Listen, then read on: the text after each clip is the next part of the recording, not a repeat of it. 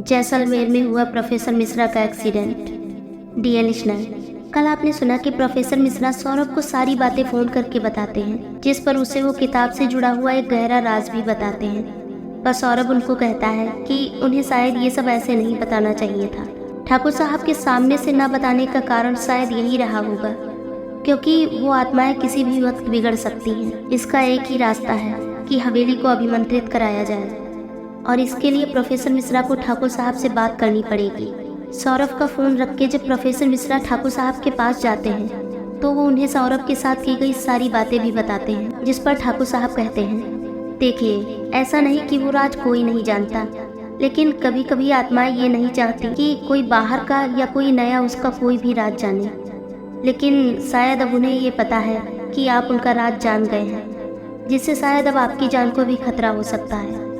यहाँ तक कल आपने सुना था। अब आगे।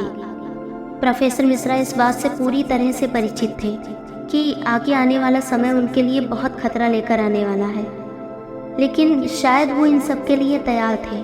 पर आगे क्या कैसे करना है अभी उन्हें ये समझ नहीं आ रहा था। प्रोफेसर मिश्रा किसी गहरी सोच में खोए हुए थे कि तभी ठाकुर साहब बीच में उनसे बोलते हैं, अरे प्रोफेसर साहब, आप बार बार कहाँ चले जा रहे हैं? आपका शरीर तो यहाँ होता है, लेकिन आपका मन पता नहीं कहाँ घूम रहा होता है। हमें पता है आप इस वक्त उस खतरे के बारे में सोच रहे होंगे, लेकिन इस वक्त हवेली पर भी खतरे के बादल मंडरा रहे हैं। जैसा कि आप जानते ही हैं, अगर बला आप पर आएगी तो कोहराम हवेली में भी मचेगा।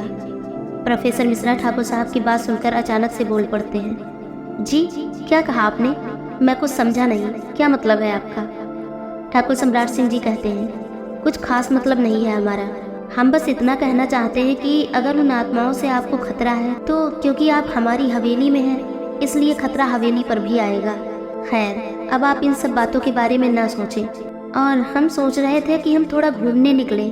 क्या बोलते हैं आप, चलें? प्रोफेसर मिश्रा ठाकुर सम्राट सिंह जी की बात सुनकर कहते हैं, ठाकुर साहब, वो तो ठीक है, लेकिन मुझे आपसे कुछ ज़रूरी बात भी करनी है। ठाकुर सम्राट सिंह जी प्रोफेसर मिश्रा से कहते हैं, प्रोफेसर साहब, चलते हैं कहीं घूमने, चलते चलते बात भी हो जाएगी। वैसे आज का दिन बहुत अच्छा है, मौसम देखो ना, कितनी अच्छी धूप खिली है और थोड़ा शांत माहौल है।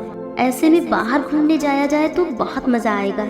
आपको पता है, जब हमारी वाइफ थी तब हम इतना कहते कहते सम्राट सिंह जी शांत हो जाते हैं और बात को किसी और दिशा में मोड़ देते हैं। बात पलटते हुए ठाकुर सम्राट सिंह जी कहते हैं, हमारी बात छोड़िए, आप बताइए आपको कैसा लगता है ये मौसम? और आपने कभी अपने परिवार के बारे में तो कुछ बताया ही नहीं। हमेशा आप सौरभ, सानवी, उसकी फैमिली, इन सब के बारे में ही बातें करते रहते हैं। कभी अपने बारे में भी तो बताइए। अरे भाई, आप हमारे बहुत अच्छे दोस्त बन चुके हैं। प्रोफेसर मिश्रा ठाकुर साहब की बात सुनकर हंस देते हैं और कहते हैं, मैं आपका दोस्त, ये तो मेरे लिए बहुत सम्मान की बात होगी। खैर, रही बात मेरी फैमिली की, तो मेरी फैमिली में कोई नहीं है, मैं अकेला ही रहता हूँ। शादी मैंने कभी की ही नहीं, बस ऐसे ही चल रही है ज़िंदगी। ठाकुर सम्राट सिंह जी प्रोफेसर मिश्रा की बात सुनकर कहते हैं, माफ़ कीजिएगा, हमें आपकी पर्सनल लाइफ के बारे में पूछना तो नहीं चाहिए, लेकिन फिर भी क्या हम पूछ सकते हैं कि आपने शादी क्यों नहीं की? कंपलसरी नहीं है आंसर देना, आपकी विश है। आप चाहो तो आंसर दीजिए, नहीं चाहे तो कोई बात नहीं, जाने दीजिए। ठाकुर सम्राट सिंह जी की बात पर प्रोफेसर मिश्रा एक बार फिर हंस देते हैं और कहते हैं, कंपलसरी वाली कोई बात नहीं है, बस ऐसे ही नहीं की शादी। और मुझ जैसे इंसान से शादी करेगा भी कौन, जो अपनी पूरी ज़िंदगी इन सब भूत प्रेतों में गुजारना चाहता हो। खैर, मुझे आपसे बहुत ज़रूरी बात करनी है, तो अगर हम सच में बाहर जा ही रहे हैं तो क्या हम थोड़ा जल्दी निकल सकते हैं, ताकि हमारी बात भी हो जाए और हमारी घुमाई भी हो जाए? ठाकुर सम्राट सिंह जी प्रोफेसर मिश्रा की बात सुनकर कहते हैं, हाँ प्रोफेसर साहब, ज़रूर चलते हैं। और आपकी गाड़ी में जाएंगे? वो क्या कहते हैं, अभिमंत्रित जो है वो। आप गाड़ी निकाल रहे हैं ना, या फिर हम ड्राइवर को बुलाएं? प्रोफेसर मिश्रा ठाकुर सम्राट सिंह जी से कहते हैं, नहीं नहीं, ड्राइवर की ज़रूरत नहीं है, मैं खुद ही ड्राइव करूँगा। चलिए, आप चलने की तैयारी कीजिए, मैं गाड़ी लेकर आता हूँ। प्रोफेसर मिश्रा जैसे ही गाड़ी निकालने के लिए गाड़ी में बैठते हैं और उसको स्टार्ट करते हैं, गाड़ी स्टार्ट ही नहीं होती है। प्रोफेसर मिश्रा कितनी ही बार कोशिश कर लेते हैं, लेकिन गाड़ी स्टार्ट होने का नाम ही नहीं ले रही थी।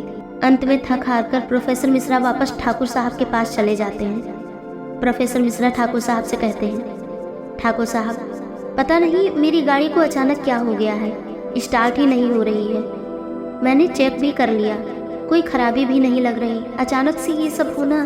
ठाकुर सम्राट सिंह जी प्रोफेसर मिश्रा से कहते हैं, आप परेशान मत होइए प्रोफेसर साहब, कोई बात नहीं, कभी कभी होता है ऐसा, ठंड का समय है ना, क्या पता इंजन में कोई प्रॉब्लम आ गई हो, ठीक हो जाएगी वो तो।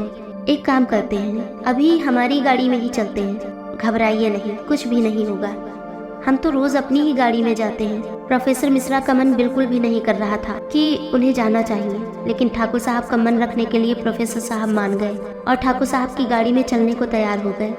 ठाकुर सम्राट सिंह जी और प्रोफेसर मिश्रा दोनों फिर से एक राइड पर निकल जाते हैं।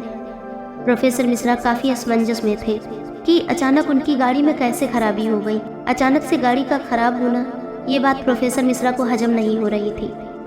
तभी अचानक से ठाकुर सम्राट सिंह जी बोल पड़ते हैं, क्या हुआ प्रोफेसर साहब, आप इतने शांत क्यों हैं? वैसे आपको पता है लंदन में हमारी पोती रहती है, नंदिनी नाम है उसका, हम उससे तकरीबन 10 साल पहले मिले थे, काफी समय हो गया उसे देखे, वो हमारे छोटे बेटे विराज की बेटी है।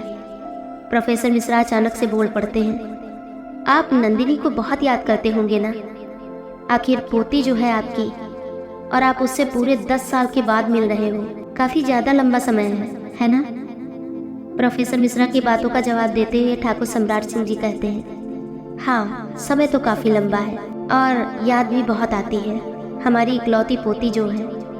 प्रोफेसर मिश्रा ठाकुर सम्राट सिंह जी की बातों पर रिएक्ट करते हुए कहते हैं, इकलौती पोती? क्यों, सानवी आपकी पोती नहीं है?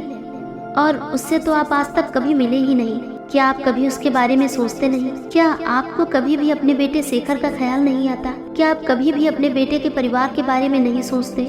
क्या आपको कभी भी ये सोचकर दुख नहीं होता कि आप उन लोगों से अलग रहते हैं जबकि आपके बाकी बच्चे विदेश में हैं? अचानक से इतने सारे सवालों की बौछार से ठाकुर सम्राट सिंह जी थोड़े से परेशान हो गए और कुछ सोचते हुए बोले, देखिए प्रोफेसर साहब, आपके मन में इन सब सवालों का आना बिल्कुल जायज है, हम आपके मन के इन सवालों की कद्र करते हैं और हम जानते हैं कि बिना सच जाने इन सवालों का उठना लाजमी है, लेकिन माफ़ कीजिएगा, हम आपके सवालों के जवाब नहीं दे पाएंगे, उसके पीछे का कारण बता पाना बहुत मुश्किल है और हम बताना भी नहीं चाहते, अभी फ़िलहाल तो बिल्कुल भी नहीं। हमारा मूड बहुत अच्छा है और प्लीज़ इसे अच्छा ही रहने दीजिए। प्रोफेसर मिश्रा बात की गंभीरता को समझते हुए अपनी बातों को संभालने की कोशिश करते हैं। माफ़ कीजिएगा ठाकुर साहब, मेरे किसी भी क्वेश्चन से अगर आपको थोड़ी भी तकलीफ हुई हो तो मुझे नहीं पता क्या प्रॉब्लम है, लेकिन जो भी प्रॉब्लम है जल्दी सॉर्ट आउट हो और आप अपने बेटे शेखर की फैमिली को बिल्कुल वैसे ही अपना लें जैसे आपके बाकी बच्चे। इसके आगे आपकी मर्जी। चलिए टॉपिक अभी यहीं क्लोज करते हैं और आगे की कुछ और बात करते हैं। ठाकुर सम्राट सिंह जी प्रोफेसर मिश्रा से कहते हैं, प्रोफेसर साहब आप बस आगे देखिए, गाड़ी चलाइए, यहाँ की गलियाँ थोड़ी तंग हैं, हादसे होते देर नहीं लगती, और बाकी की बात, अरे हाँ आप हमसे कुछ बात करना चाहते थे ना? प्रोफेसर मिश्रा ठाकुर साहब को बताना शुरू करते हैं, ठाकुर साहब मैं बस इतनी सी बात करना चाहता था कि क्यों ना हम हवेली को अभिमंत्रित करवा लें, कुछ ऐसा ही जैसे मेरी गाड़ी है। ऐसा करने से कोई भी बुरी शक्ति हवेली के अंदर प्रवेश ही नहीं कर सकती, और अगर हवेली में पहले से मौजूद है तो वहाँ फिर रह नहीं सकती, और इससे हो सकता है कि उस पुश्तैनी किताब के पास भी जो आत्माएं हैं जो इस किताब की रक्षा कर रही हैं वो भी वहाँ से चले जाएं। ठाकुर सम्राट सिंह जी प्रोफेसर मिश्रा से कहते हैं, प्रोफेसर साहब आपको क्या लगता है हमने ऐसा करने की कोशिश नहीं की? ऐसा करने की कोशिश हमने बहुत साल पहले की थी, लेकिन अभिमंत्रित करने वाले को तो जान से मार दिया उन आत्माओं ने। ये कभी नहीं चाहते कि हम उनसे छुटकारा पाएं, या हो सकता है वो अपने परिवार को ही नहीं छोड़ना चाहती, अपनी हवेली, अपना राज्य, किसी भी हालत में वो छोड़ना ही नहीं चाहते। और आपको एक और बात पता है, ये बात यहाँ करना खतरे से खाली बिल्कुल भी नहीं। अचानक से ठाकुर साहब बोल पड़ते हैं, अरे अरे प्रोफेसर साहब आगे देखिए, संभल के जरा। ठाकुर सम्राट सिंह जी के इतना बोलते ही उनकी गाड़ी एक बड़े पेड़ से टकरा गई और प्रोफेसर मिश्रा जो कि ड्राइविंग सीट पर थे उनका सिर स्टीयरिंग से टकरा गया, जिसकी वजह से पूरी तरह से बेहोश हो गए और उनके सर से काफी ज्यादा खून बहने लगा। ठाकुर सम्राट सिंह जी प्रोफेसर मिश्रा के बराबर वाली सीट पर ही बैठे थे।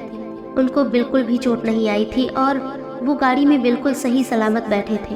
अब ये इत्तेफाक था या क्या था, ये कहना ज़रा मुश्किल था, क्योंकि दुर्घटनाएं तो कहीं भी किसी के भी साथ हो सकती हैं और हो सकता है कि ये सब बाई चांस ही हुआ हो।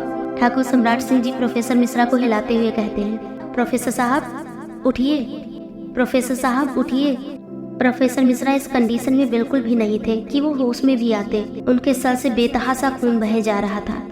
जैसे ही ठाकुर सम्राट सिंह जी ने उनको सीधा किया, प्रोफेसर मिश्रा का फेस देखकर उनको चक्कर से आने लगे।